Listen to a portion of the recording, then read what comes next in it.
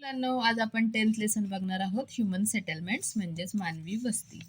Try दिस, हे करून पहा. Look at the following picture. खाली दिलेलं चित्र आहे ते नीट बघायचं आहे. Find suitable locations for human settlements and show them in the picture.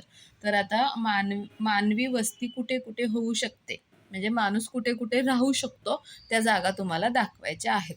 तर आता या चित्रामध्ये नीट काय दिसत आहे ते बघा. इथे नदी आहे, इथे हा रस्ता आहे, हा पण रस्ता आहे, आणि इथे हा रेल्वे ट्रॅक आहे, बरोबर. तर आता माणूस कुठे राहू शकतो? जिथे त्याला अन्न भेटेल, पाणी भेटेल आणि राहायला घर असेल अशा ठिकाणी. मग तो या ठिकाणी कुठेही वस्ती करून राहू शकेल, कारण शेजारी पाणी आहे, त्यामुळे तो शेती करू शकतो आणि तिथे राहू शकतो. ओके, आता आपण बघूयात. Why were the settlement shown at the specific places. आता ह्या ठराविक ठिकाणीच ह्युमन सेटलमेंट्स म्हणजे मानवी वस्ती का दाखवली? Why should they be located there? तिथेच का दाखवली? Why can't they be located in other places? दुसऱ्या ठिकाणी का नाही दाखवली? म्हणजे आपण इकडे का नाही म्हणलो नदीच्या त्या साईडला, की तिथे सुद्धा लोक राहू शकतात म्हणून. तर माणसाला जिथं राहण्यासाठी योग्य परिस्थिती असेल तिथेच माणूस राहू शकतो, म्हणून आपण इथेच या एरियामध्ये दाखवली. म्हणजे त्याला इकडे तिकडे वाहतूक पण करता येईल, राहता पण येईल, पाणी भेटेल, शेती करता येईल, म्हणून आपण हा एरिया दाखवला. ओके, आता कॅन यू टेल, तुम्ही हे सांगू शकता का? Observe the pictures given in the figures 10.2 ABCD. आता इथं 10.2 ABC आणि D हे 4 चित्र दाखवलेली आहेत. बघा, इथं हे असं चित्र आहे, नदी आहे, इकडे काही घरे दिसत आहेत, हे आहे खूप उंच उंच इमारती आहेत, विमान आहे, त्यानंतर ही मेट्रो आहे, खाली गाड्या आहेत. हे बघा, जंगलातलं चित्र दिसत आहे, थोडीशीच घरे आहेत इथे. इथे आहेत घरं, बाजार वगैरे. ठीक आहे, आता आपण बघूयात. रस्ते वगैरे आहेत, डांबरी रस्ते केलेले. What all can you see in the pictures. आता या सगळ्या चित्रांमध्ये तुम्हाला काय दिसत आहे? तर ह्युमन सेटलमेंट्स म्हणजे मानवी वस्ती दिसत आहेत. घरांचे प्रकार वेगळे आहेत, पण तिथे लोक राहतात. ठीक आहे. What are the familiar features. आता यातल्या कोणत्या कोणत्या गोष्टी तुम्हाला माहीत असलेल्या आहेत? फॅमिलियर म्हणजे काय? ओळखीच्या, माहीत असणे. ठीक आहे, तर तुम्ही अशी घरं बघितलेत, नद्या बघितल्यात, त्यानंतर गाड्या बघितल्या असतील, बिल्डिंग बघितल्यात, उंच बघितल्यात, नाही बघितल्यात. ठीक आहे, ज्या बघितल्या असतील तर त्या वस्तू सांगायच्या आहेत. Which picture shows spares settlement. Spares म्हणजे विरळ, विरळ म्हणजे खूप कमी. खूप कमी वस्ती कोणत्या चित्रामध्ये दिसत आहे? तर या चित्रामध्ये खूप कमी वस्ती आहे ना, किती कमी घरं दिसत आहेत. ठीक आहे. Which picture shows agriculture. तुम्हाला शेती कशामध्ये दिसत आहे? आता इथेही शेती दिसत नाही आहे, इथे पण शेती दिसत नाही आहे. तर शेती इथे असणार आहे गाव ठिकाणी, आणि इथे असू शकते. ओके, आता which picture shows dense settlement. Dense म्हणजे खूप दाट, दाट लोकसंख्या किंवा दाट वस्ती असलेलं ठिकाण कोणतं? तर इथे बघा, इथे किती घरं आहेत या उंच इमारतीमध्ये, म्हणजे हे झालं डेन्स सेटलमेंट. आणि हे पण या ठिकाणी पण भरपूर घरे आहेत. ठीक आहे, आता which picture shows high rise building. आता उंचच्या उंच बिल्डिंग कुठल्या चित्रामध्ये आहेत? तर या बी पिक्चरमध्ये आहेत. From the following assign a suitable names to the each of the picture. आता इथं पुढं काय दिलेलं आहे? तर ह्या प्रत्येक चित्राला इथे बॉक्स दिला आहे बघा, इथे त्याचं नाव लिहायचं आहे.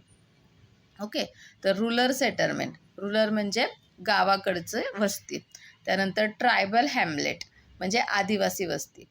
टाऊन आणि सिटी. तर हे जे आहे हे गाव दिसत आहे, तर इथं येणार रुरल सेटलमेंट. आता हे काय दिसत आहे? खूप शहरापेक्षा पण मोठं शहर दिसत आहे, मग ह्याला म्हणायचं टाऊन. हे आहे ट्रायबल हॅमलेट म्हणजे आदिवासी पाडा. त्यानंतर हे एक आहे टाऊन.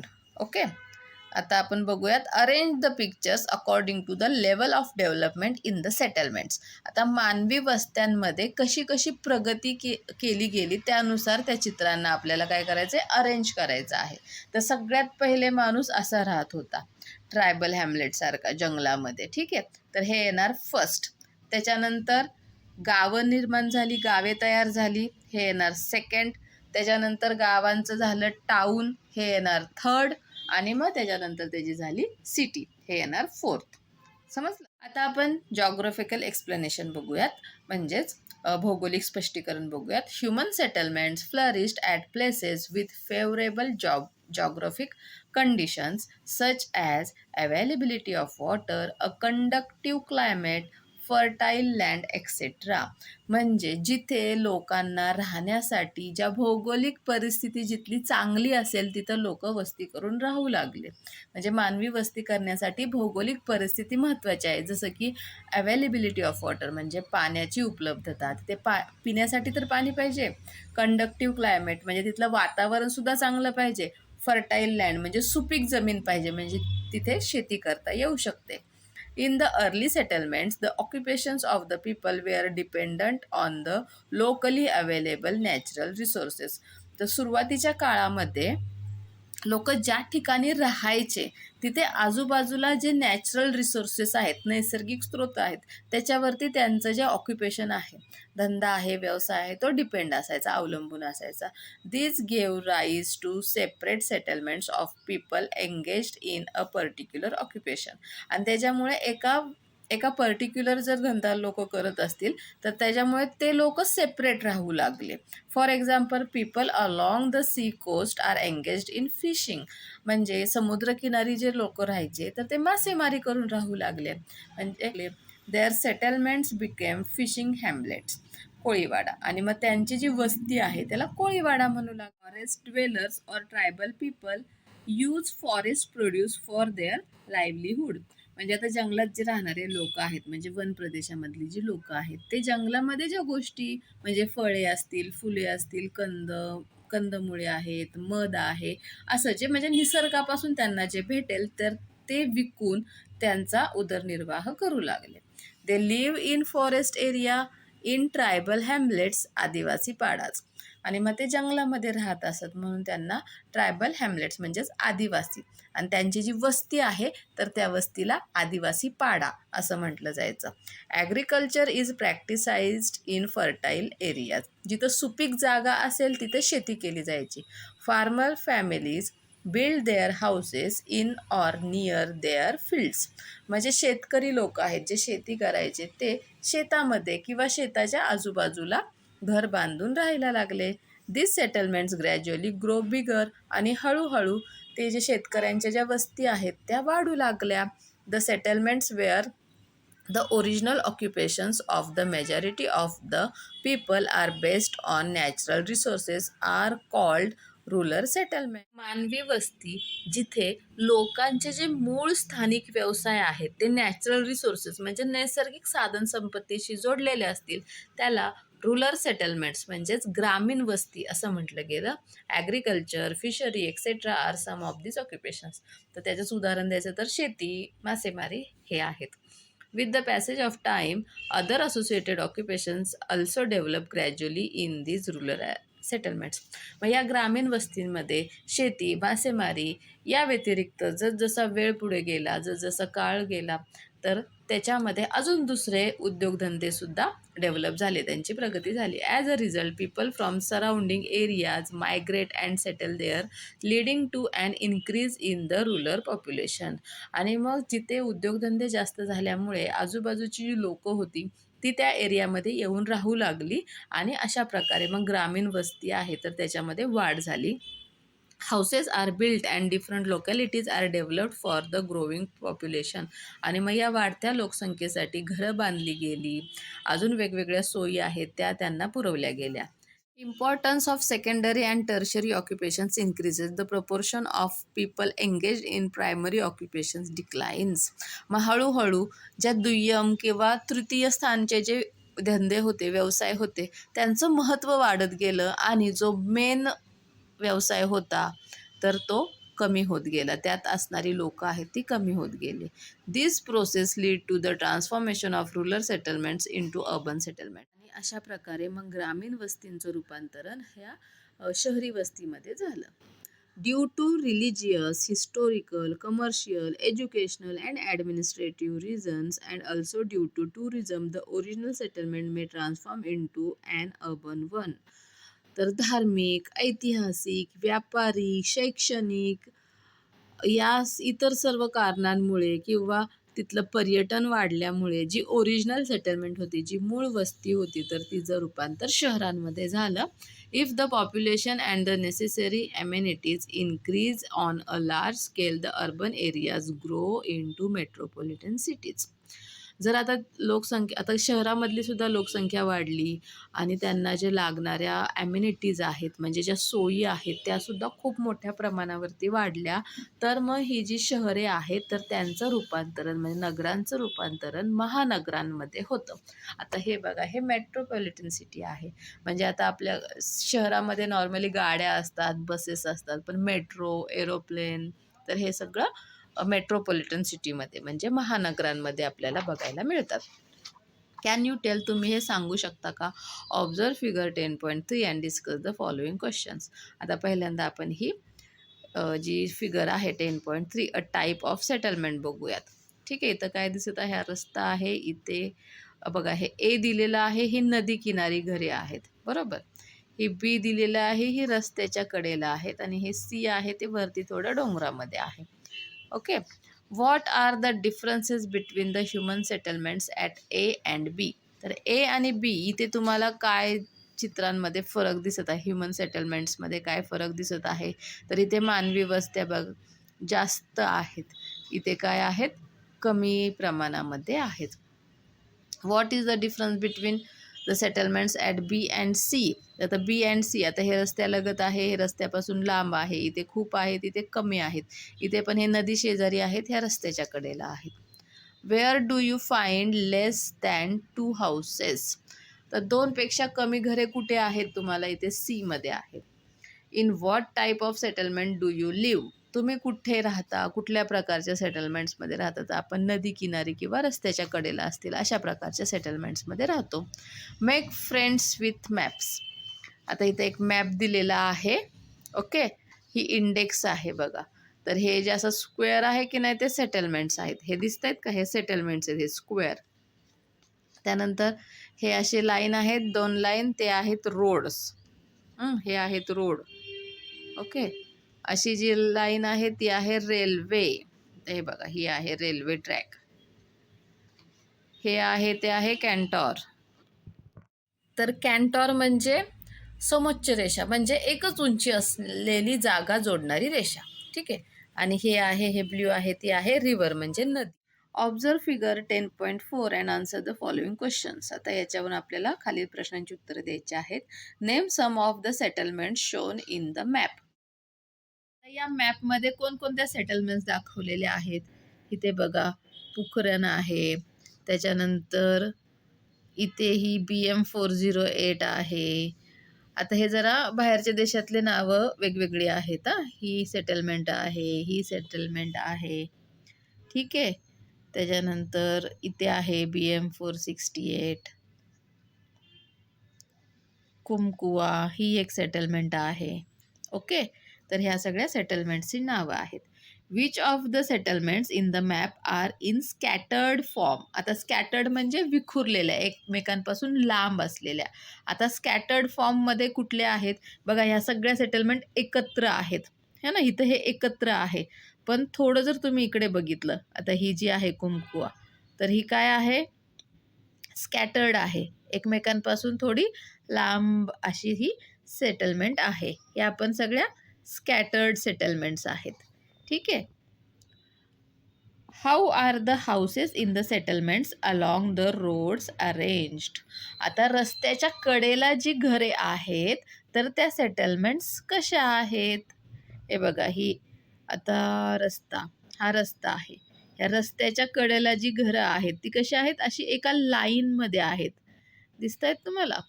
ओके, इथंही बघा, हे 3 एका लाईनमध्ये आहेत. अजून कुठे आहेत काय? बघा, हे रस्त्याच्या साईडला जी रस्ता असं दाखवलाय ना रेडने, का road.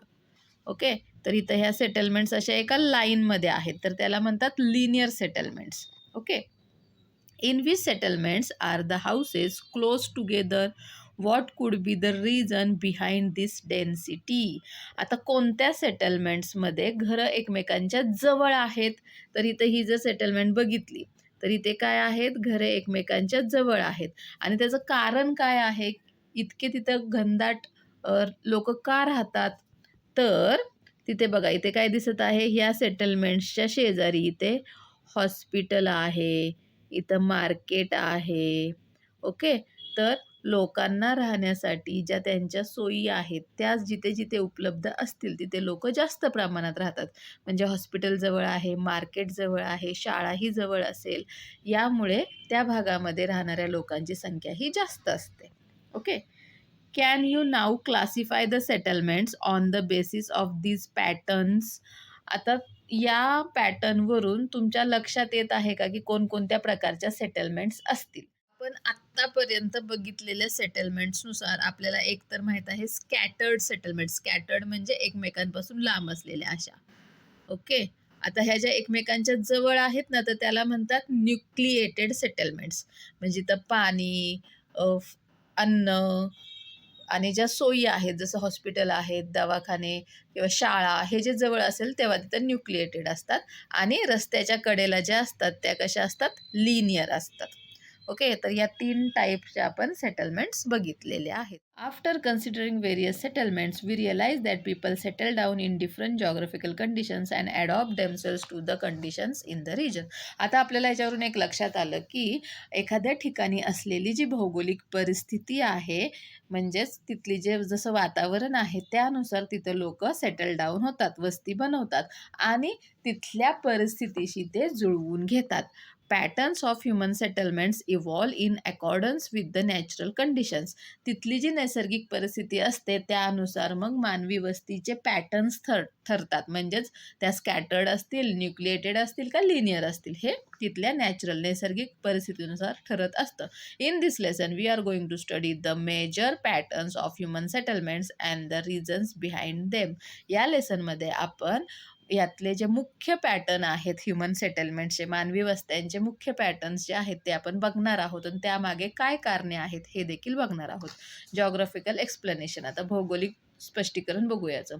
Using the resources from the surroundings, man constructed houses and started living in them. तर आपल्या आजूबाजूला उपलब्ध असणाऱ्याच वस्तूंपासून माणसाने घरे बनवली आणि तो तिथे राहू लागला. In the modern era of science and technology, people have made a remarkable progress in the construction of shelter. आता जसजसं आधुनिकीकरण होत आहे, जसजसं मॉडर्न पिरियड येत आहे, सायन्समध्ये जशी प्रगती होत आहे, तर त्यानुसार माणसाने घरं मध्ये खूप प्रगती केलेली आहे. They have been build skyscrapers. अगदी आकाशाला टच होतील अशा, म्हणजे त्याला गगनचुंबी म्हणतात, अशा इमारती माणसाने बनवलेल्या आहेत. Man is thinking of constructing colonies on the other planet and their satellites too in future. आता माणूस हा दुसऱ्या प्लॅनेटवरती, दुसऱ्या ग्रहावरती सुद्धा घरं बनवण्याचा विचार करत आहे आणि सॅटेलाइट्ससुद्धा. ठीक आहे. इन फ्युचर, भविष्यामध्ये. Settlements have provided man with stability. वस्त्यांमुळे माणसाला एक स्थैर्यता आली, स्थिरता आली. कारण पहिला काय, माणूस ह्या ठिकाणाहून दुसऱ्या ठिकाणी असा फिरत होता. वस्ती केल्यामुळे तो एकाच ठिकाणी राहू लागला. Rural settlements is the first step towards a stable life in human history. तर माणसाच्या इतिहासामधील सगळ्यात पहिलं जिथं स्थिर जीवन माणसाला मिळालं, ती पहिली स्टेप आहे म्हणजे रुरल सेटलमेंट्स, म्हणजे ग्रामीण वस्ती. Urban settlements have evolved through the expansion and growth of rural settlements. आणि मग या ग्रामीण वस्तींचं जे विस्तारीकरण झालं, म्हणजे ग्रामीण वस्ती मोठी मोठी होत गेली, त्यांची प्रगती होत गेली आणि त्याच्यातून मग शहरी जीवन जे आहे किंवा शहरी वस्त्या ज्या आहेत त्या उदयाला आल्या. A certain way of life is preserved in rural settlements. ग्रामीण वस्त्या संस्कृतीचे जतन करतात, म्हणजे त्या जपून ठेवतात. Increase in the population of rural settlements is the beginning of urbanisation. आणि या ज्या ग्रामीण वस्त्यांची लोकसंख्या वाढू लागली आणि त्यातून मग शहरीकरणाचा किंवा नागरीकरणाचा उदय झाला. Life in urban settlements is more dynamic. शहरामधील जे आयुष्य आहे ते जास्त गतिमान होतं. There are large scale economic correlation between rural and urban settlements. ग्रामीण वस्त्या आणि शहरी वस्त्यांमध्ये आर्थिकदृष्ट्या कोरिलेशन म्हणजे एकमेकांमध्ये संबंध होते. The day to day food requirement of the urban population is fulfilled by rural settlements. तर शहरामधील लोकांना रोजच्या दैनंदिन जीवनामध्ये जे फूड लागतं, अन्न लागतं, तर ते ग्रामीण भागातून पुरवलं जातं. Modernization, science and technology lead to transformation in both types of settlements. Modernization म्हणजे आधुनिकीकरण. विज्ञान आणि तंत्रज्ञान यांचा जे वाढता वापर आहे, तर ते दोन्ही प्रकारच्या सेटलमेंट्समध्ये म्हणजे ग्रामीण ठिकाणीसुद्धा आणि शहरी ठिकाणीसुद्धा वाढलेला आहे. Think about it. जरा विचार करा बरं याबद्दल. Think about the possible processes that take place during the growth and development of settlements. वस्त्यांचा विकास आणि त्यांची वाढ होत असताना काय प्रक्रिया होत असतील याबद्दल विचार करा. Make a list of such processes आणि अशा प्रक्रियांची यादी बनवा. The types of settlements and the characteristic of their distribution can be described as follows. आता हे वस्त्यांचे प्रकार कसे आहेत, त्यांचं जे विस्तारण आहेत, कशा प्रकारे झालेलं आहे, तर ते आपण बघूयात. स्कॅटर्ड सेटलमेंट्स म्हणजेच विखुरलेल्या वस्त्या. In scattered settlements houses are few and far from each other. आता इथे बघा, इथे ह्या चित्रात दिसत आहे त्याप्रमाणे घरं खूप कमी असतात आणि एकमेकांपासून खूप लांब असतात.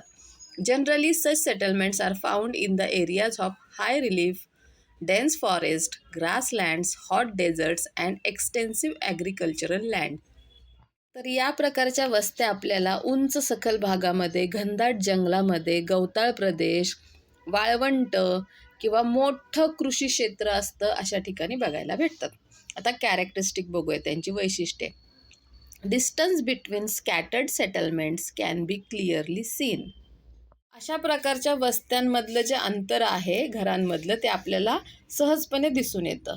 These settlements have limited populations as in small hamlets, पाडा, वाडी, etcetera.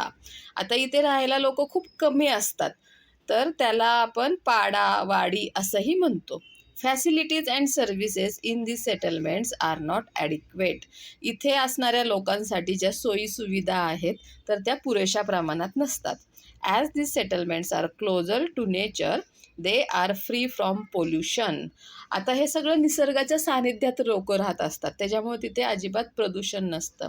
They depend on the centrally located villages for their day to day requirements. आणि त्यांच्या रोजच्या दैनंदिन गरजा भागवण्यासाठी ते जिथे लोकसंख्या जास्त आहे, सेंट्रली लोकेटेड आहेत, अशा खेड्यांपासून, गावांपासून मग त्यांना त्यांच्या रोजच्या काही गोष्टी लागत असतील त्या आणाव्या लागतात. ठीक आहे, आता बघूयात न्यूक्लिएटेड सेटलमेंट्स म्हणजे केंद्रीय वस्त्या. This settlements are generally close to water sources like brooks, rivulets, rivers, lakes, reservoirs etcetera. आता ह्या ज्या केंद्रीय वस्त्या असतात त्या एका ठिकाणी खूप सारी लोक राहतात म्हणून त्याला केंद्रीय वस्ती, न्यूक्लिएटेड सेटलमेंट्स असं म्हणतात. अशा प्रकारे बघा, एकाच ठिकाणी राहतात लोक. तर या ज्या वस्त्या असतात त्या जनरली सामान्यपणे जिथे पाण्याची सोय असेल अशा ठिकाणी असतात. In the deserts of Rajasthan we find nucleated settlements near assured sources of water.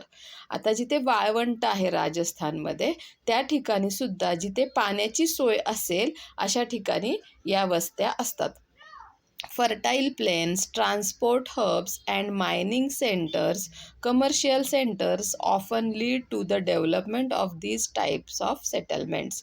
आता अशा प्रकारच्या ज्या वस्त्या आहेत तर तिथे फर्टाईल प्लेन्स म्हणजे सुपीक जमीन असते, वाहतुकीच्या सोयी असतात, मायनिंग असते, कमर्शियल म्हणजे आर्थिक केंद्र असतात आणि त्याच्यामुळे या वस्त्यांची प्रगती होत असते. Besides these reasons, defense, health, education, and other social religious factors can also give rise to nucleated settlements. याशिवाय संरक्षण, आरोग्य, शिक्षण आणि अजून दुसऱ्या सामाजिक आणि धार्मिक फॅक्टर्समुळे, गोष्टींमुळे सुद्धा केंद्रीय वस्त्या तयार होत असतात.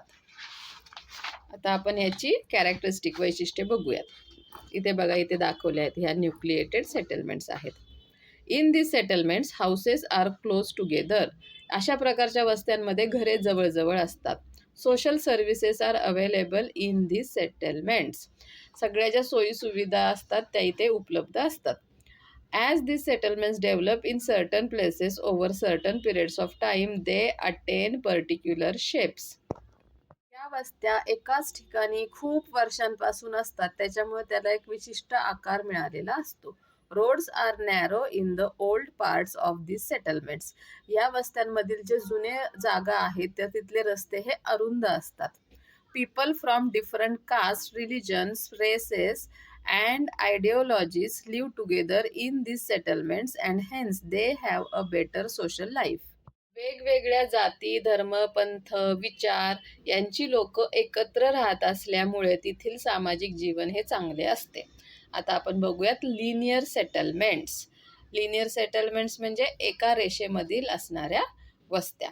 Linear settlements are seen along roads, railways, rivers, sea coast and in foot hill regions etcetera. आता ह्या ज्या लिनियर सेटलमेंट्स आहेत तर त्या रस्त्यांच्या बाजूला, रेल्वेच्या बाजूला, नद्यांच्या, समुद्राच्या कडेला आपल्याला बघायला भेटतात. किंवा फूट हिल म्हणजे पर्वताचा जो खालचा भाग आहे तर त्या ठिकाणी सुद्धा ह्या आपल्याला बघायला भेटतात. ठीक आहे. These types of settlements are narrow in shape and they spread along a straight line. आता ह्या ज्या सेटलमेंट्स असतात तर त्या नॅरो असतात, अरुंद असतात आणि त्या एका आपल्याला स्ट्रेट लाईनमध्ये दिसतात. आता याचे आपण कॅरेक्टरिस्टिक म्हणजे वैशिष्ट्ये बघूयात. Houses in this settlements are along a straight line. तर या सेटलमेंट्स, या वस्त्यांमधली जी घरे असतात ती अशी सरळ रेषेमध्ये असतात. As the settlements grows in course of time, multiple lines emerge. आता वेळेनुसार तिथल्या वस्त्या वाढत असतात, त्याच्यामुळे अशी एक रेष, मग दुसऱ्या रेषेमध्ये अशी घरांची वाढ होत असते. Roads are parallel to each other. इथले जे रस्ते असतात ते एकमेकांना पॅरलल असतात. Besides houses some shops can be seen too. आता घरांसोबतच तिथे काही आपल्याला दुकाने सुद्धा दिसतात. This settlements grow along with the roads. रस्त्याच्या कडेने ह्या सेटलमेंट्स वाढलेल्या असतात. For example, such settlements are found along the coastal tracts, major rivers and national or state highways in our country. भारतातील किनारपट्टीचे प्रदेश, मुख्य नद्या किंवा राज्य किंवा राष्ट्र जे हायवेज आहेत, राष्ट्रीय हायवे, महामार्ग, तर इथे या वस्त्या आपल्याला दिसतात. ऑलवेज रिमेंबर, नेहमी लक्षात ठेवा, factors influencing the location of human settlements. आता मानवी वस्त्यांची जी लोकेशन आहे, कुठे असाव्यात, तर त्याच्यावरती जे फॅक्टर्स परिणाम करतात, कुठल्या घटकांचा परिणाम होतो ते इथं दिलेलं आहे. Physiography, land, soils, climate, water supply, river banks. आता तिथला जे भौतिक प्रदेश कसा आहे, तिथली जमीन कशी आहे, वातावरण कसलं आहे, पाण्याचा पुरवठा कशा प्रकारचा आहे, नदी किनारे कसे आहेत, तर त्याच्यावरती ह्या फिजिकल म्हणजे भौगोलिक ह्या कारणे आहेत, भौगोलिक फॅक्टर्स आहेत. आता कल्चरल म्हणजे सांस्कृतिक कारणे काय आहेत. डिफेन्स म्हणजे संरक्षण कसं आहे तिथे, हेल्थ, आरोग्य, एज्युकेशन, शिक्षण, टुरिझम, पर्यटन कसं आहे, हिस्टोरिकल सिग्निफिकन्स, काही त्याला ऐतिहासिक आहे का कारण, तर हे फॅक्टर्स त्याच्यावरती ॲफेक्ट करतात. इकॉनॉमिक म्हणजे आर्थिकदृष्ट्या, इरिगेशन आहे, occupations, transport and communication, industries, trade, government offices. Irrigation म्हणजे जलसिंचन कसं आहे, तिथे कशा प्रकारचे व्यवसाय धंदे आहेत, तिथली वाहतूक आणि कम्युनिकेशन म्हणजे प्रसारमाध्यमं कसं आहे, एकमेकांशी कशा प्रकारे संभाषण करतात, कारखाने कसे आहेत, व्यापार कसा आहे, तिथे काही गव्हर्नमेंटचे सरकारी ऑफिसेस आहेत का, तर हे सुद्धा फॅक्टर्स ॲफेक्ट करतात. Give it a try. आता हे ट्राय करून बघा. Name the metropolitan cities of India. भारतामध्ये असणारे जे मेट्रोपॉलिटन सिटीज आहेत, ओके, शहर आहेत, काय म्हणतो आपण त्याला,